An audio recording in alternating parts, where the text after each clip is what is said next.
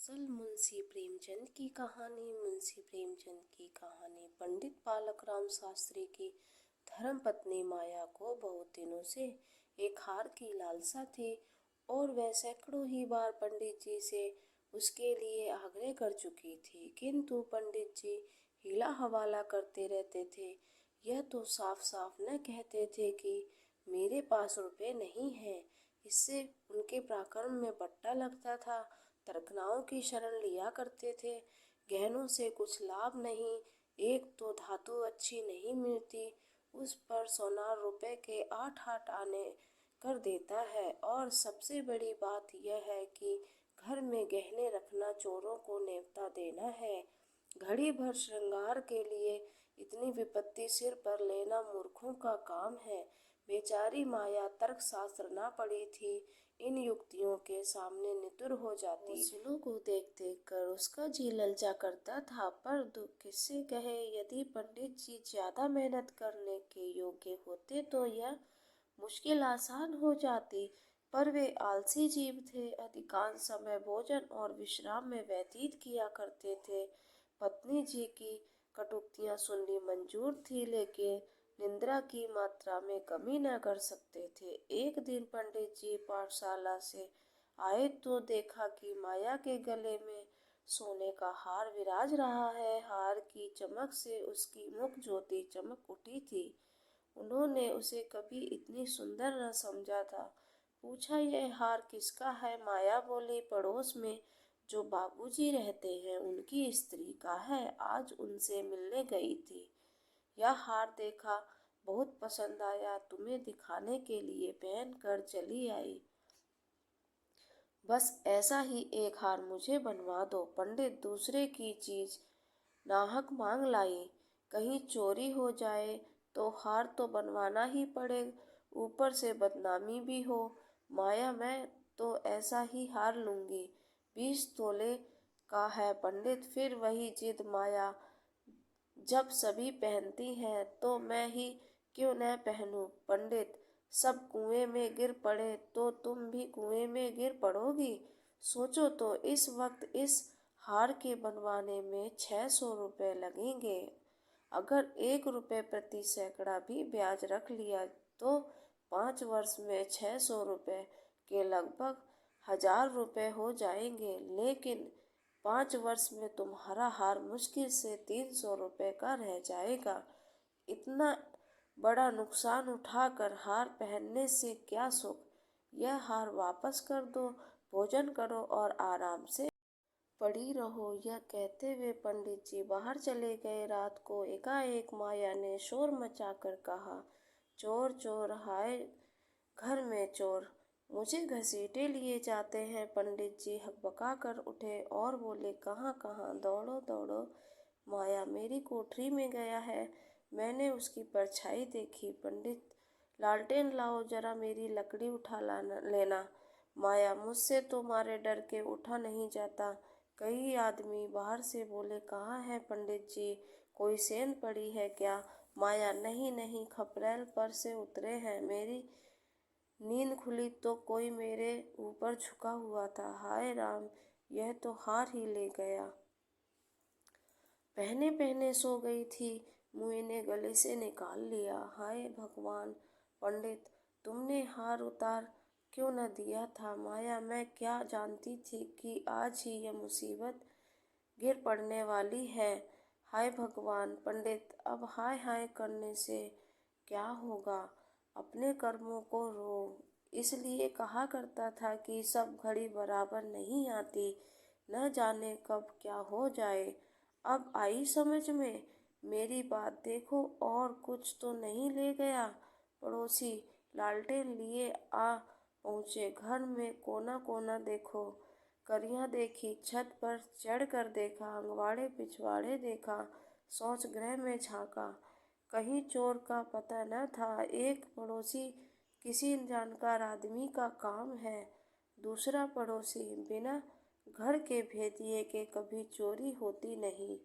और कुछ तो नहीं ले गया? माया, और तो कुछ नहीं ले गया, बर्तन सब पड़े हुए हैं, संदूक भी बंद पड़े हुए हैं। निगोड़े को ले ही जाना था तो मेरी चीजें ले जाता। पराई चीज ठहरी, भगवान उन्हें कौन मुंह दिखाऊंगी। पंडित, अब गहने का मजा मिल गया ना। माया, हाय भगवान, यह अपजस वदा था। पंडित कितना समझा के हार गया। तुम न मानी, बात की बात में 600 रुपये निकल गए। अब देखूं भगवान कैसे लाज रखते हैं। माया, अभागे मेरे घर का एक एक दिन का चून ले जाते तो मुझे इतना दुख न होता। अभी बेचारी ने नया ही बनवाया था। पंडित, खूब मालूम है 20 तोले का था। माया, 20 ही तोले का तो कहती थी। पंडित, बदिया बैठ गई। और क्या। माया, कह दूंगी घर में चोरी हो गई। क्या जान लेगी। अब उनके लिए कोई चोरी थोड़ी ही करने जाएगा। पंडित, तुम्हारे घर से चीज गई, तुम्हें देनी पड़ेगी। उन्हें इससे क्या प्रयोजन कि चोर ले गया या तुमने उठा कर रख लिया। पति आएंगी ही नहीं। माया, तो इतने रुपए कहाँ से आएंगे। पंडित, कहीं ना कहीं से तो आएंगे ही, नहीं तो लाज कैसे रहेगी। मगर कि तुमने बड़ी भूल। माया, भगवान से मांगने की चीज भी न देखी गई। मुझे काल ने घेरा था, नहीं तो घड़ी भर गले में डाल लेने से ऐसा कौन सा बड़ा सुख मिल गया। मैं हूँ ही अभागिनी। पंडित, अब पछताने और अपने को कोसने से क्या फायदा। चुप होके बैठो। पड़ोसिन से कह देना, घबराओ नहीं, तुम्हारी चीज जब तक लौटा न देंगे तब तक हमें चैन न आएगा। पंडित, बालक राम को अब नित्य ही चिंता रहने लगी कि किसी तरह हार बने, और अगर टाट उलट देते तो कोई बात न थी। पड़ोसिन को संतोष ही करना पड़ता। ब्राह्मण से डाढ़ कौन लेता। किंतु पंडित जी ब्राह्मणोत्व के गौरव को इतने सस्ते दामों न बेचना चाहते थे। आलस्य छोड़कर धनोपार्जन में तच्चित हो गए। 6 महीने तक उन्होंने दिन को दिन और रात को रात नहीं जाना। दोपहर को सोना छोड़ दिया, रात को भी बहुत देर तक जागते। पहले केवल एक पाठशाला में पढ़ाया करते थे। इसके सिवा वह ब्राह्मण के लिए खुले हुए 101 व्यवसायों में सभी को निंदनीय समझते थे। पर अब पाठशाला से आकर संध्या समय एक जगह भागवत की कथा कहने जाते। वहां से लौटकर 11-12 बजे रात तक जन्म कुंडलियां, वर्षफल आदि बनाया करते। प्रातःकाल मंदिर में दुर्गा जी का पाठ करते। माया पंडित जी का अध्यवसाय देख देख कर कभी कभी पछताती कि कहाँ से कहाँ मैंने ये विपत्ति सिर पर ली। कहीं बीमार पड़ जाए तो लेने के देने पड़े, उनका शरीर क्षीण होते देखकर उसे अब यह चिंता व्यथित करने लगी। यहाँ तक कि 5 महीने गुजर गए। एक दिन संध्या के समय वह दिया बाती करने जा रही थी कि पंडित जी आए। जेब से पुड़िया निकाल कर उसके सामने फेंक दी और बोले, लो, आज तुम्हारे ऋण से मुक्त हो गया। माया ने पुड़िया खोली तो उसमें सोने का हार था। उसकी चमक दमक, उनकी सुंदर बनावट देखकर उसके अंतस्थल में गुदगुदी सी होने लगी। मुख पर आनंद की आभा दौड़ गई। उसने कातर नेत्रों से देखकर पूछा, खुश होकर दे रहे हो या नाराज होकर। पंडित, इससे क्या मतलब।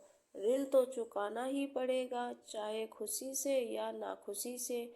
माया, यह ऋण नहीं है पंडित। और क्या है, बदला सही। माया, बदला भी नहीं है। पंडित, फिर क्या है। माया, तुम्हारी निशानी। पंडित, तो क्या यह ऋण के लिए कोई दूसरा हार बनवाना पड़ेगा। माया, नहीं नहीं, वह हार चोरी नहीं गया था, मैंने झूठ मूठ शोर मचाया था। पंडित, सच। माया, हाँ, सच कहती हूँ पंडित, मेरी कसम। माया, तुम्हारे चरण छू कर कहती हूँ पंडित। तो तुमने मुझसे कौशल किया था। माया, हाँ पंडित। तुम्हें मालूम है तुम्हारे कौशल का मुझे क्या मूल्य देना पड़ा। माया, क्या 600 रुपये से ऊपर? पंडित: बहुत ऊपर। इसके लिए मुझे अपने आत्म स्वतंत्र को बलिदान करना पड़ा। आपको यह कहानी कैसी लगी कमेंट करके बताएं। कृपया लाइक शेयर और सब्सक्राइब करें।